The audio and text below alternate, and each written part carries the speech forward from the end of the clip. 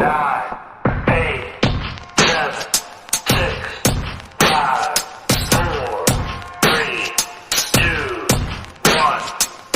Saturday afternoon, boy, do I look like a mess.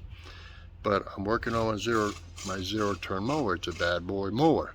This might help somebody out, okay?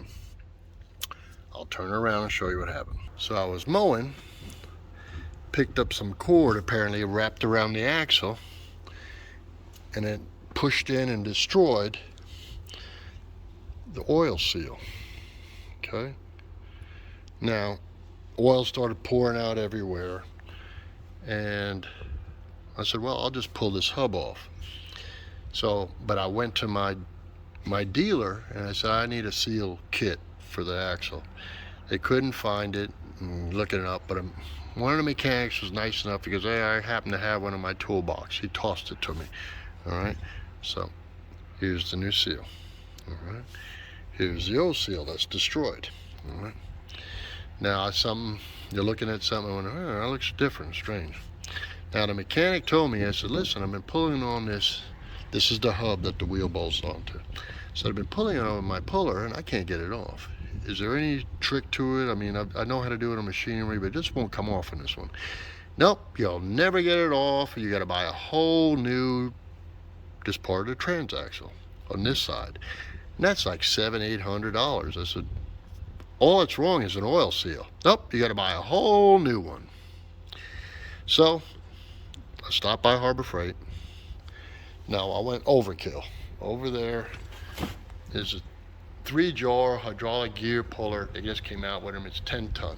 All right, so here it is. Now it is actually too big for this hub.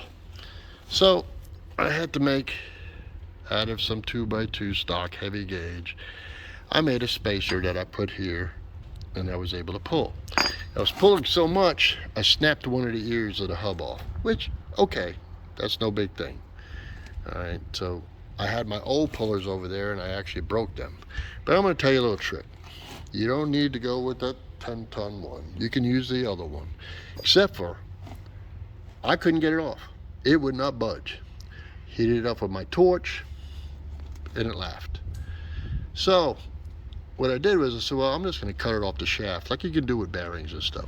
So I started cutting around so I can, and got it down to the last little bit. Now it was still hot, and I tapped around it with the hammer. I decided to put that big one back on it.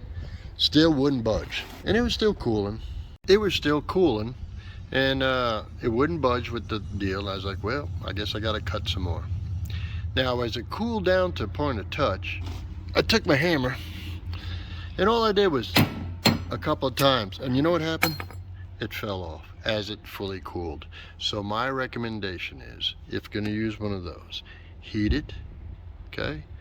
Let it cool, reheat it, let it cool. If you gotta use a little water on it or whatever to cool it down a little, quench it down a little bit, then pull it again. Because, another thing about heating it, I didn't know because I never took one of these off. I didn't know where the splines were. Some, diagrams show splines going all the way down with the key. There's no key in here. It's fully smooth. The splines are right there at the end. And if you look in here, they're all the way. So the splines are from here to here. So let's turn this around so you can see.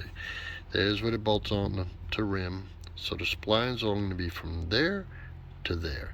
So heat it up in between, there, heat it up there.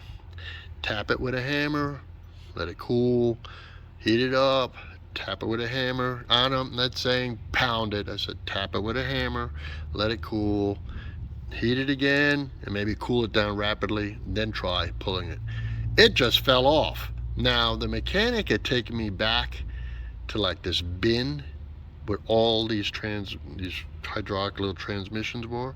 That's what they do. They don't bother with it. It is charge you $800-900. And now all I gotta do is buy this. I'm gonna go online tonight. I don't think this is very much. Probably, under $100. The seal, I'm gonna put it in.